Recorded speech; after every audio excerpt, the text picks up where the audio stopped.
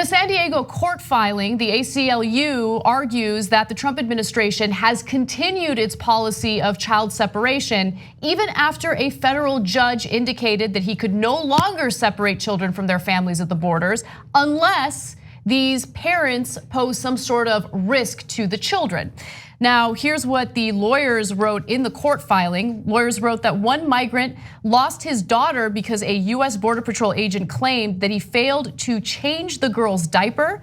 Another migrant lost his child after a conviction on a malicious destruction of property charge with alleged damage of $5. So what the Trump administration is doing is they're finding this loophole where they're arguing, well, the parents are criminals or the parents pose a risk or a danger to the parents, so we had to separate them. They have separated nearly 1,000 migrant children from their parents since the judge made that ruling, indicating the Trump administration could no longer do that.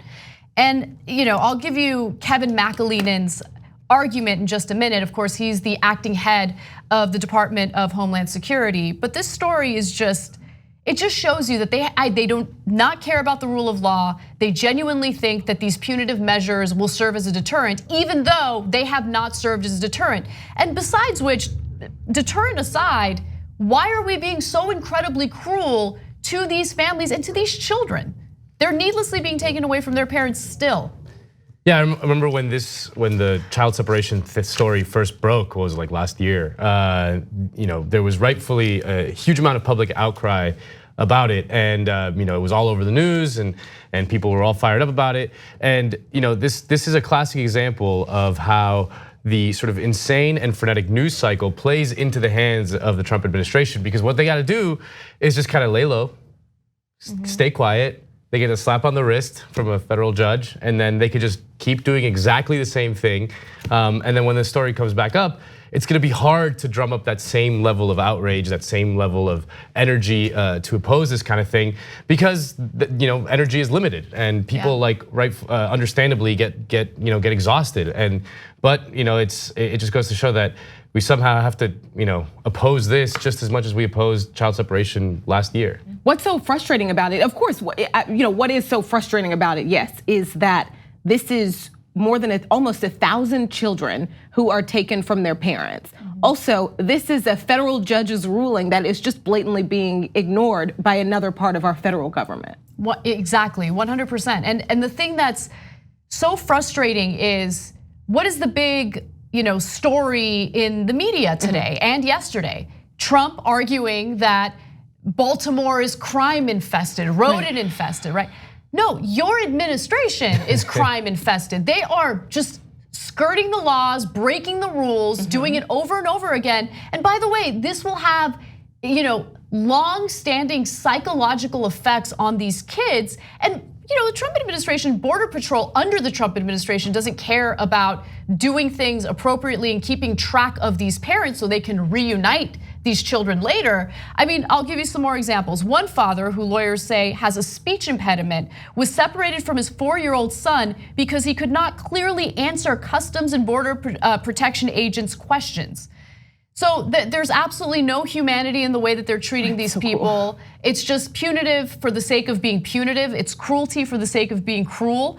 More than 40% of the separated children were 5 years old or younger. Children spent nearly 4 months in federal custody on average, in part because it was difficult for lawyers and caseworkers to locate their parents and assess the reason they were separated. So that goes back to the point that I was making earlier. They're not keeping track of what happens to the parents. They don't care. So what happens to the kids after that? What are they gonna do? And it's not just the Trump administration, because at some point you can't just fall back on doing your job. Every single officer, agent who is willingly participating in this, it is not just doing your job. You are all participating in, at least very clearly, violating a federal judge's ruling, let alone this nasty cruelty. Like, just think about just that father there. Not only are you dealing with a language barrier, but a speech impediment that just for giggles, they decided we're gonna use this. Oh, you can't, you're not, oh, so we're gonna take your kid.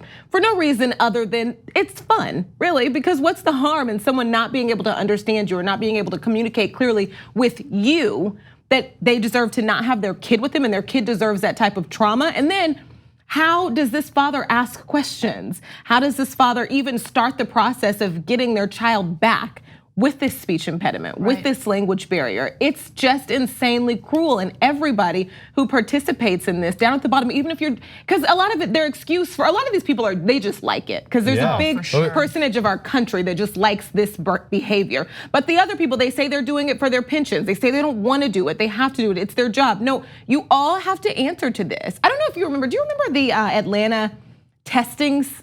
This reminds me of, it was the Atlanta testing scandal, and it was pretty horrible. All of those lower teachers, the lower level teachers, who all felt pressured to do something that everyone down the line knew was wrong. All of them were prosecuted. They were not only prosecuted, they used racketeering charges. Yes, they were with trumped up charges, absolutely, because it was crazy. The judges and the prosecution felt like every single one of them had a responsibility, no matter how hard it was to have your boss, all of your bosses saying, do this, it's better for the kids, it's better for the school, do this.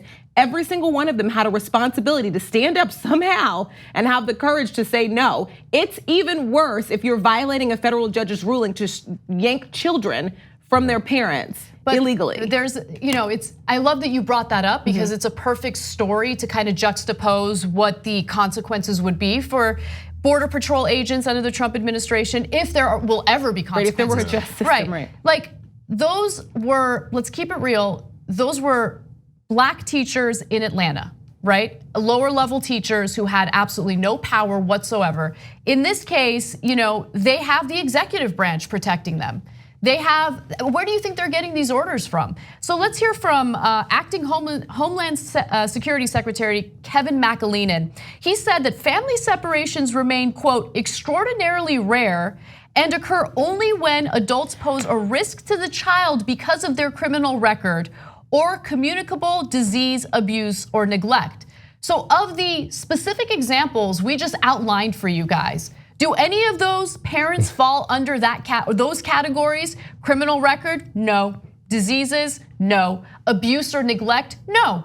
Someone had a speech impediment and they decided to use that as an excuse to take his child away from him. Yeah, seeing the details of this story and then seeing things like the ProPublica investigation into Border Patrol and the activities that they were doing in their secret Facebook groups, it just shows you how ingrained into the culture of the Border Patrol, the Customs and Border Patrol, this kind of thing is, this kind of culture of just criminal and absolutely cruel impunity and incompetence, really. If a Democrat wins in 2020, the challenge to reform an agency like the Border Patrol or ICE is just so immense. It's hard to imagine how you can reform an agency like this without really almost gutting it to burning it to the ground and starting all over again from scratch, because this is very, very deeply ingrained behavior. So I just want to make one final point about this, because the next time you hear Trump whining and crying about how the left is making up stories about how it's a manufactured crisis, understand what the left means when they say it's a manufactured crisis at the border. Are there people in large numbers coming in seeking asylum? Yes. That is not manufactured. But the crisis, those overcrowded detention facilities where 24 people have died already, right? That is a manufactured crisis. Yeah. Trump does not need to take these children away from their parents. Trump does not need to immediately and automatically detain every single person seeking asylum. He's made that decision. This is what's happening under Trump's watch. He is manufacturing the crisis. And so what's amazing to me is you'll hear the right wing argue that they're pro-life when it comes to this whole abortion debate. They're not pro-life. Again, my mind wanders back to that autopsy report of the 16-year-old boy who died in Border Patrol custody. He died surrounded by his own vomit next to a toilet, okay? He was an unaccompanied minor who traveled from Central America to the United States. That in and of itself is so dangerous, but he took that risk to flee for safety. And that's what we did to him. We just allowed him to die surrounded by his own vomit next to a toilet. So the next time a right-winger tells you they're pro-life, bring up that autopsy, bring up the fact that 24 migrants have died under Trump's custody, and guess what? His voters love it. They love it. The TYT Plus app is now available on iOS and Android. Download to get more TYT content at tyt.com/app.